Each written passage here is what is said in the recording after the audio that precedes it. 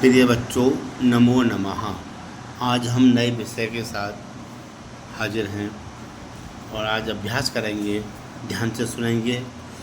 आज हम पढ़ेंगे व्याकरण। व्याकरण किसे कहते हैं?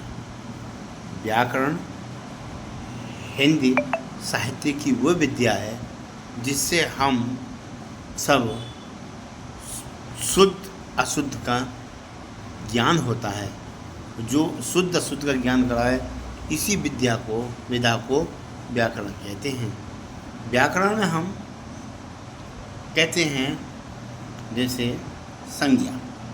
संज्ञा किसे कहते हैं? जैसे ये लिखा है संज्ञा। संज्ञा किसे कहते हैं? किसी स्थान, प्राणी, वस्तु के नाम को संज्ञा कहते हैं। जो भी चीज़ हमें दिखाई देती है, वस्तु, प्राणी, स्थान, जो भी दिखाई देता है, जिसका नाम है, वो सब संज्ञा है। संज्ञा घर, मकान, किताब, पुस्तक, सड़क, नगर, भवन, किताब, पुस्तक, पेंसिल, मोटरसाइकिल, वाहन, कार, बस, ट्रक, ये सब संज्ञा हैं। राम, श्याम, नाम, कविता, रविता, सविता, सभी संज्ञा हैं। अब संज्ञा के बाद आते हैं सर्वनाम। सर्वनाम किसे कहते हैं? वे शब्द जो संज्ञा के स्थान पर प्रयोग होते हैं उन्हें सर्वनाम कहते हैं। जैसे यह, वह, यहाँ, वहाँ, कहाँ, इसका, उसका आदि शब्दों का प्रयोग। जैसे कहते हैं कि वह जा रहा है। वह कोई इंसान होगा, कोई ना कोई होगा जो जा रहा है, उसका कोई नाम होगा, पर वह से उसका हमने सर्वनाम लगाकर संज्ञा के स्थान पर कर दिया प्रयोग। कहते हैं क्रिया। क्रिया वाक्य में जिन शब्दों से कार्य का होना पता चलता है उसे क्रिया कहते हैं। जैसे राम खाना खाता है। राम क्या काम कर रहा है? खाना खा रहा है, खाता है। सीता गाना गाती है। सीता क्या गा रही है? गाना। राम वो कविता नाचती है। कविता क्या कर रही है? नाचती। नाचना क्रिया है, नाचती है। विशेषण। विशेषण क्या होते हैं? जो संज्ञा सर्वनाम की विशेषता बताएं उसे विशेषण कहते हैं। जैसे राम मोटा है, श्याम छोटा है, हरी तेज दौड़ता है।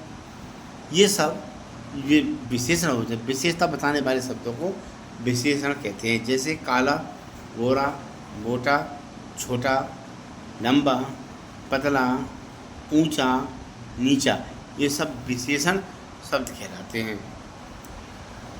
हम धीरे धीरे इसी तरीक़ा से व्याकरण में हम इन चीज़ों का प्रयोग करते हैं। अब जैसे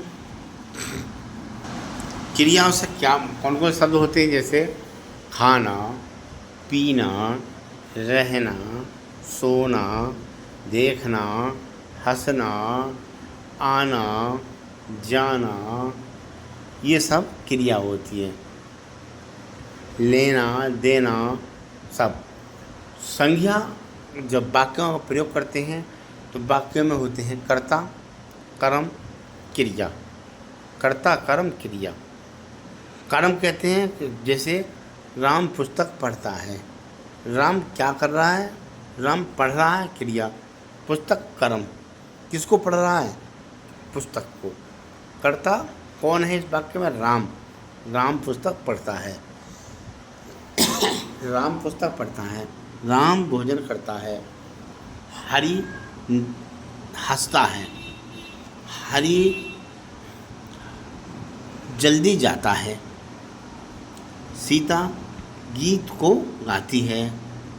माताजी भोजन रसोई घर में पकाती हैं, बनाती हैं। ये सब कर्ता, कर्म, क्रिया वाक्य के में होते हैं। वाक्य किसे कहते हैं? वाक्य शब्दों, एक या एक दो शब्दों के वह समूह जिनका अर्थ सार्थक हो और निरर्थक ना हो। जैसे राम बाजार को जाता है। इस वाक्य में एक सार्थक अर्थ निकल रहा है, राम या श्याम कहाँ जा रहा है? बाजार को। अगर हम ये कहें राम श्याम बाजार, खाना लेना देना, शब्दों का समूह तो है पर इसका कोई सार्थक अर्थ नहीं है। तो वाक्य का क्या है? वाक्य का सार्थक अर्थ होना चाहिए। जैसे पिताजी घर से कार्यालय को जा रहे हैं, इसका सार्थक अर्थ है। बच्चे पढ़ने के लिए विद्यालय जाते हैं, इसका भी सार्थक अर्थ निकल रहा है।